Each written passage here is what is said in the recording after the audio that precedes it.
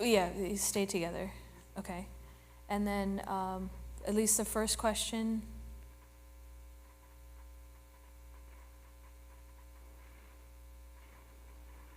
This is slide number 3.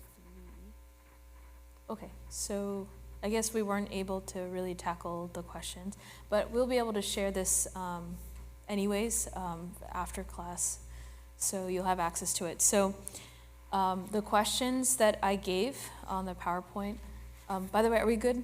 Are we live? Yes? Okay, cool. So the questions that were on the slides were general review questions and questions to think about the main concept from each of the chapters. So I took 2 chapters at a time and designed the questions. So I hope the conversations were fruitful. Here as well, I will give you access to those questions even afterwards so that that reflection can continue, and maybe we'll come back and revisit a couple of those questions and incorporate that. I would definitely love to get feedback in terms of what answers, which parts were difficult, what are some of the answers that we're getting, and the general approaches to those answers. So I will maybe send, I think it's turning, How about this? Yeah. Is this much better? Is this good? Thumbs up. Okay, so I'm gonna have to keep saying a couple of words to make sure that the audio is continuous. We're good to go? Okay. So in the very first, let me just talk about the questions themselves. So in Saket here, we may not have been able to review all of it, but so for example, in chapters 1 and 2, where you have freedom versus licentiousness, what is the difference? So Puja Gurudev had defined, right, that freedom may not necessarily being the ability to do whatever I want, but it would be the capacity to do something in spite of what I want. And to be able to do it, whether, I might have a dislike, but I have the ability to do it anyways. That is true freedom, because my mind is able to rise above its emotional fluctuations. I have command over my own mind. So with regards to that, when we see the word freedom, one of the first questions is, what sort of rules do parents, teachers set that children and students will typically rebel against? Finding those examples from our own experience will allow us to examine those scenarios, right? Why would you put that rule in the first place? Why would the student want to break those rules? Like, what is the motivation behind both sides? And when it comes to the definition of freedom, how do we apply that? The reason this exercise was designed such a way, because we will encounter similar scenarios in our classrooms. We have certain topics, we have certain instructions on ideals and values we want to convey to the kids, but it's hard to prove to them this is valuable. So by going through this example of outlining and trying to understand from their point of view, why would they rebel? What are those key motivation ideas that they are driving them to not necessarily accept that certain value? Go back to the very definition of what that value is, find the validity, application, this is really why I should be practicing this, and being able to convey that in such a way of not telling them like, hey, you should be honest always, our scripture says so, follow the rules. That's not going to convince them. It's easy to do that within 5 minutes while I'm in class. I just read the instructions, say that Puja Gurudev told you so do it. The Shastra tell you to do it, so do it. But this question was designed in such a way that we come back to the fundamentals of that definition, find the truth within it that is really convincing, and being able to identify that will often help us design certain lesson plans to be able to show, not tell. Later on, one of the questions, I phrased that question in a certain way, saying, how are you able, it's the very next one. How can you walk your students through the application of the definition / logic of freedom in these scenarios? And I use the word walk your students through, not how do you teach this to your students? Because one of the biggest principles we learned in school, especially when essay writing, show, don't tell. Show, don't tell. If I have a point to make and I keep saying the same point again and again and again, no one's going to understand. But I have to show you why it's true. Walk you through certain logics, walk you through certain proofs, walk you through certain examples to apply the concept. Then I come out feeling, oh, this is true. In fact, they should be telling you what those values are because you've showed them so well. That would be the way to design certain lessons around. So this idea of freedom, the topic that comes from our text for this teacher satsang, I'm asking you to examine them in such a way that how would I be able to show the validity of freedom in spite of our tendency to want to break rules? So one simple exercise, but that idea and ability can transfer into a lot of different lessons that we have in class. So like that, I took each of these examples, each of these 2 chapters. Some questions are designed for us to understand the fundamentals. Like I ask, what is happiness? Not in your opinion. What did Puja Gurudev say is happiness? Because the idea of happiness is what really helps us define how I should live my life. So getting clarity on what the concepts are and then learning how to apply it are the 2 stages. So these questions I picked this way so that we can start thinking about both the concept and its application. And Bhagwan has blessed us with the ringtone here. That's all right. So again, teacher's reminder, please turn off your cell phones. So today, what I wanted to do in the next 25 minutes or so is take up the next concepts that are in the chapter. And then again, maybe we'll come back and have discussion questions or something around these concepts. So last week we had seen that we had compared the difference between spiritual versus secular scientists. They're scientists both in trying to examine the world around us to see how we can achieve happiness. Joy and its experience of joy is the fundamental goal. And Puja Gurudev says even a worm that is like digging through the dirt is motivated by joy. That is what it's constantly looking for, seeking for. But how do I get that? And so there are 2 different approaches that we see. And the secular scientists, they look to the world outside and decide that if I rearrange the world outside around me, then I will experience happiness. Therefore, we have plethora of fields of economy, politics, science, mathematics, every other field of science, every major that is being listed in college is a good idea of what sort of fields we're trying to develop to rearrange the world outside so that we may experience joy. Now, does this guarantee joy from our experience in life? Can we say that yes, that works? We kind of feel to some extent yeah, but to some extent no. Because if I were to rip away all my materialistic dependencies, I'd be miserable. So I'm not happy. So there's an element of joy, but it's not complete joy. It's not the same for everybody. It doesn't last the whole time. I still have fear at the end of the day. What if this goes away, even if I have it? So it's still not complete permanent joy. There's got to be something more. This is when spiritual scientists have had a different approach, understanding that the outside world alone cannot solve my problem. There has to be some other approach. So they go through the inner world. They said, okay, look, the world can have all of its different circumstances. Each one of us, even if the object is the same, we have 2 different experiences. So maybe the changes aren't on the outside, it's on the inside. So who am I? So again, what were I think last time in the 2 different charts that I had, the fundamental question that they're asking, secular scientists are asking, what is the world? And the spiritual scientists are asking, who is man? Or who is the individual? What are they like on the inside? So they're learning through that avenue of investigation. And so we saw that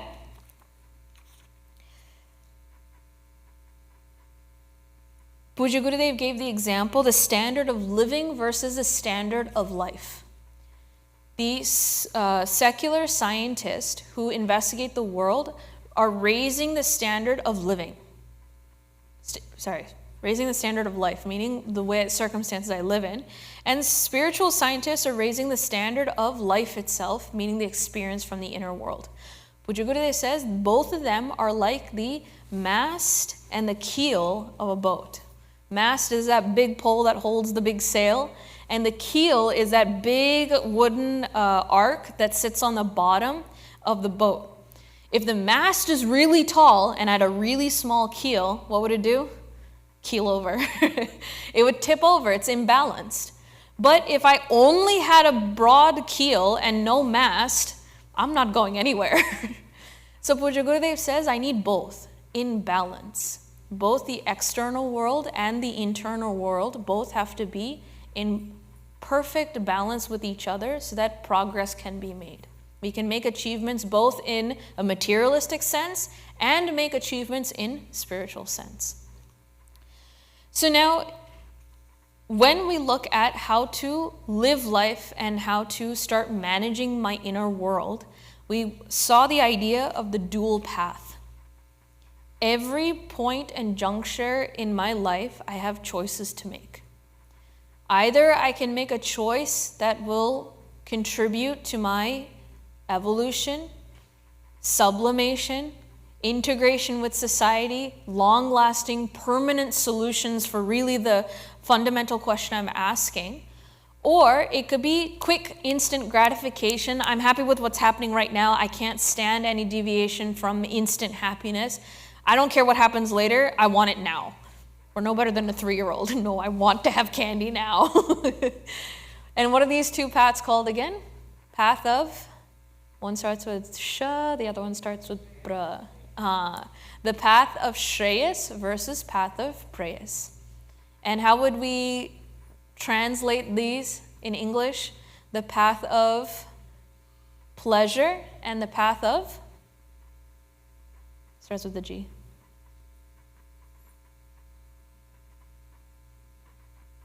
Path of, yeah, take a moment. Path of pleasure was one. That is Preyas. There we go. We have to go back to our notes for that one. Good. But at least, that's there. The path of good means that if I look at results in terms of time, it may not be pleasant now. In fact, when I tell you there's a rule, it feels like my freedom is being curbed, right? It's not a good experience in the beginning, but really it does lead to long-term freedom down the road. So it's unpleasant in the beginning, but pleasant down the road. That is path of good. Path of Preyas is not translated as path of bad, because instead, this is also a choice that can be followed. It will feel very good in the beginning, pleasant. It is good, and I'm going to be drawn to that path quite often. But because of its temporariness, because of the inappropriate relationship with whatever that circumstance is, down the road it will fall apart and I will end up feeling sorrow. So it's not good and bad. It's good and pleasant. It's really interesting to remember why Puja Gurudev translated it in such a way. And these concepts definitely came from Kathopanishad, and we'll visit that again in a little bit. So when we look at these two choices, and I think I left off again last week with that fundamental question, which one of these paths is stronger? Path of Shreyas or path of Preyas? Which one is stronger? Nope. The wolf example. Whichever path I feed is the one that becomes stronger. Whichever choices I make more consistently will become stronger. I understand why we want to say Shreyas is probably easier, because we feel like we want to be good. It's good to make good decisions, right? That's the instinct. Or from another perspective, they say praise is easier because we fall trapped to that pleasant experience again and again. Both have its draws, but really strength comes from the choice I make. So remember the two wolves. Which one is stronger? The one I feed. My two wolves are called Shreyas and Praise. Next time you get a dog, name them that. Shreyas and Praise. So which choice do I make consistently will change the way I live life.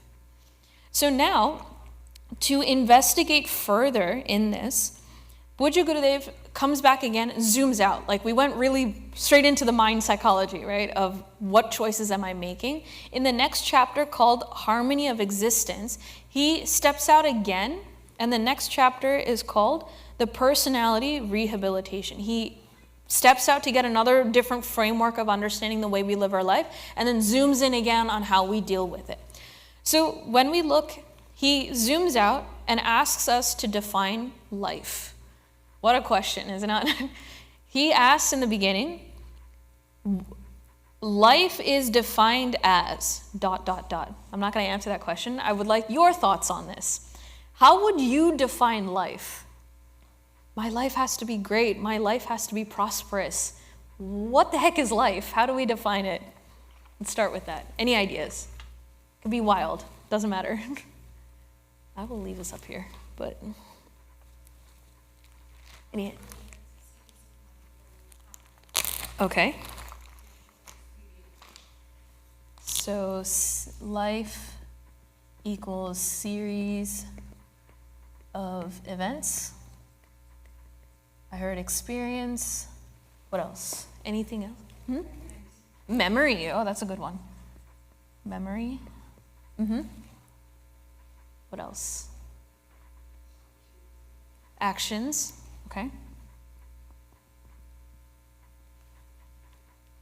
Anything drastically different from all this? Okay, so it's a pretty good general summation, right? If we look at events, they can deal with our actions, thoughts, and involvement. Those events can all, synonym is an experience, how I've gone through that particular event. And then even afterwards, my memory. I liked memory because it caught my attention, because if we think about, how do I tell people who I am? How do I know I'm me? That's entirely dependent on my memory. I don't know who, we are told we have multiple lives, cycles of birth and death, birth and death.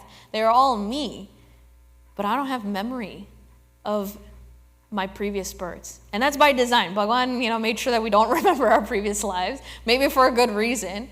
But therefore, I don't identify with my previous lives. I only identify with this one because my memory only lasts for so long. This has been my life. So that's a good way of also putting it. But do we see how it's pretty much synonymous, these four words? In one way or the other, you've captured the idea.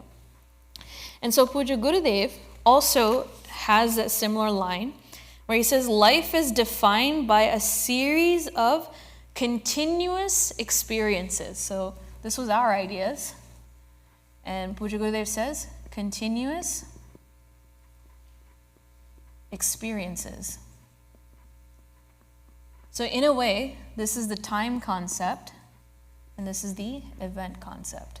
So it's been captured. Again, Pujya Gurudev is awesome in his writing.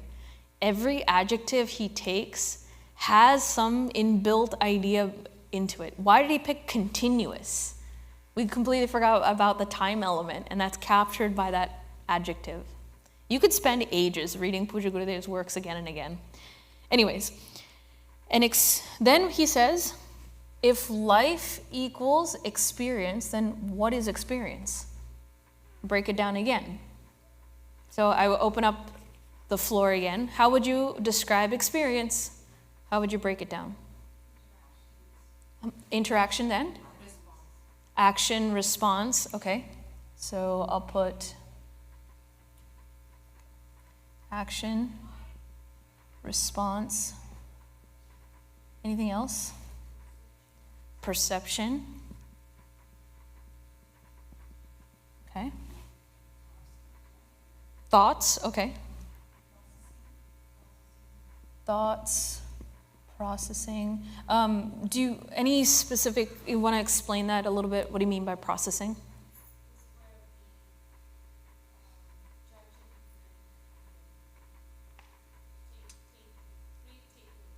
Okay. So processing meaning judging. Yeah.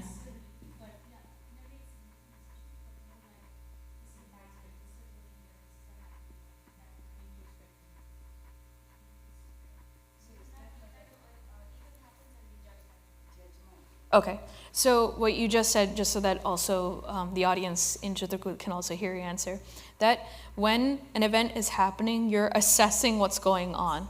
Like, is this good? Is this bad? Is this, the nuances of good and bad. It's not just black and white all the time. So processing means giving an assessment, understanding and picking out what's important, what's not important, what's good, what's bad, what's required, what's not required. All those different assessments would be processing. Okay, fair enough. So that would be events.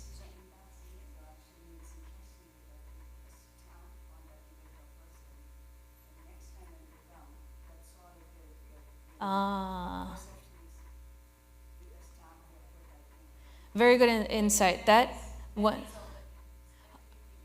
Yes. So the comment was that when an event happens, there's a judgment or assessment happening, and it's labeled. That an experience is labeled, and it turns into a memory that we catalog, and that can influence our next experience. Okay, right? So that's the idea of what's going on behind an experience. So in the same way, Puja Gurudev says, experience therefore becomes the unit of life, just as a brick is a unit of a wall. There's a really good example here. So I'll quickly draw, right? The brick wall.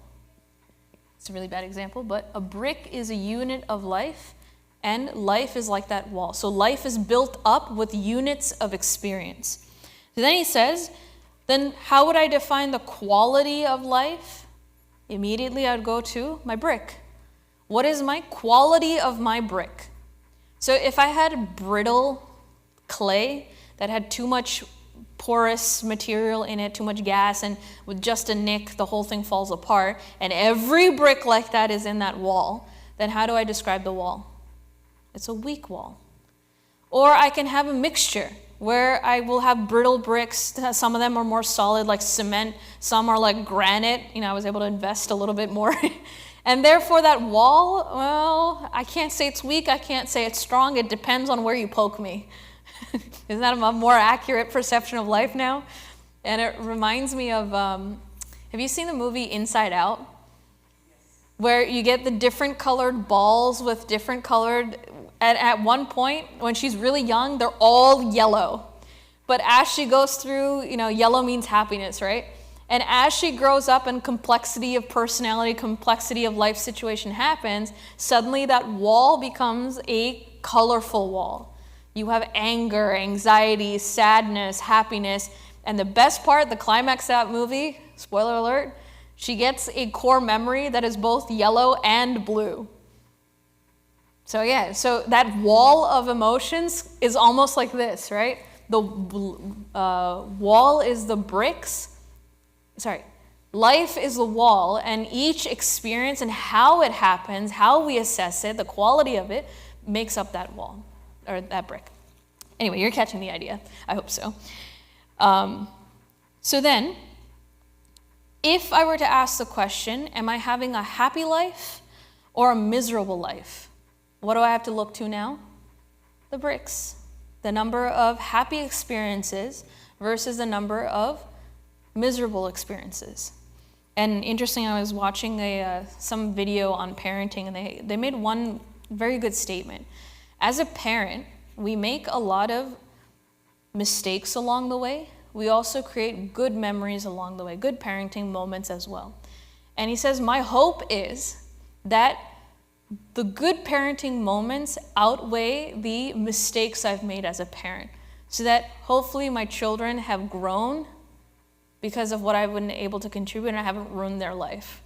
It's breaking it down. Like, there's so many moments where I'm not proud to be a parent because my own weaknesses came up, but I hope to God that I grow so that there are more bricks in my wall that are good and strong that can at least make the totality of parenting good and strong. So this analogy applies on so many different levels. So then he says that the solution to the problems of life therefore lies in streamlining our experiences. And this is what the religious masters were arriving at in their conclusions. They analyzed the very structure of experience, and they assessed how does this influence the quality of life.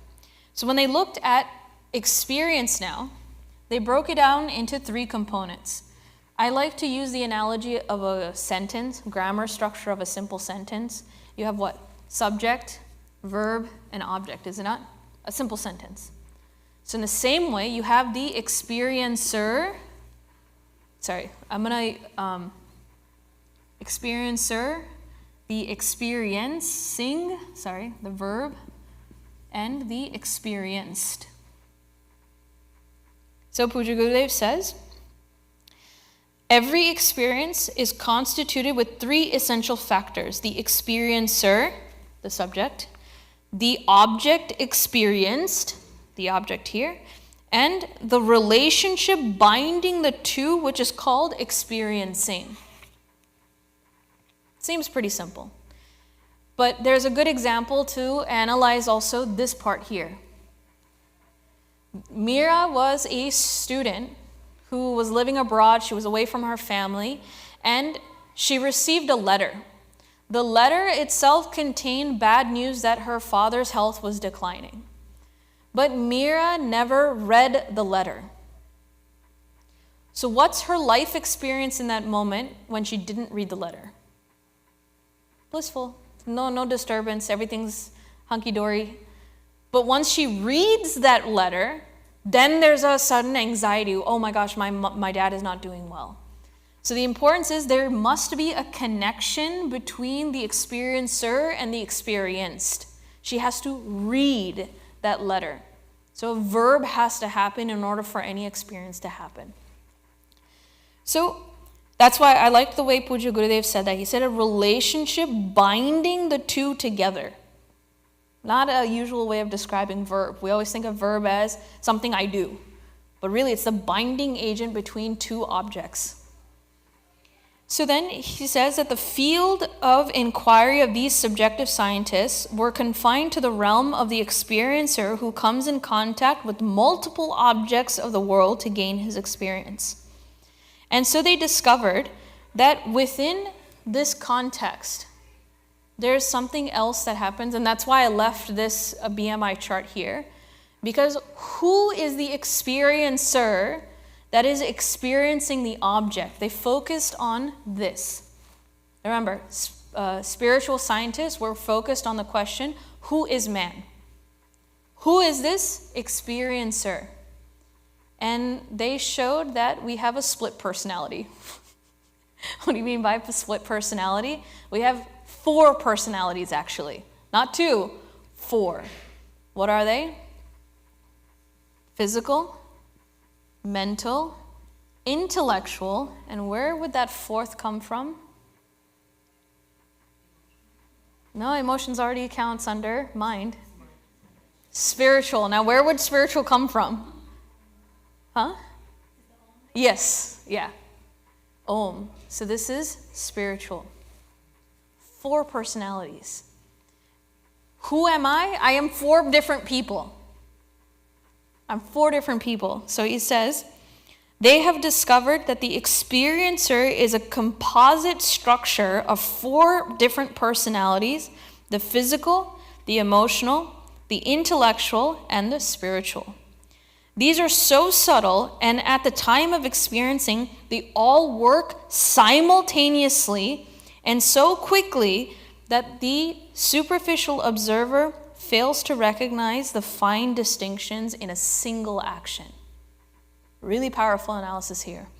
That all 4 of them are acting simultaneously, and to a simple observer of trying to study who the subject is, we're actually not able to differentiate between these four. So let's try a simple exercise here. We'll try a simple exercise. And Puja Gurudev gives that example right here in this book. Let's set up a unit of experience, just a single event. What is that event? I'll put it here, event. A sweet is offered disrespectfully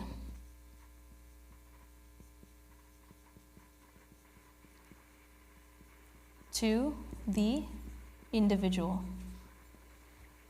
Okay, so if y'all have your notebooks or something, I want you to write down this event, and I want you to list out underneath for each of these personality in the person. Let's say you're the one that's receiving that sweet. How is your body dealing with that situation? How does the body react to the sweet? How does the body react to the person? How does the body react to the attitude of that person? There are basically three elements we got to analyze here.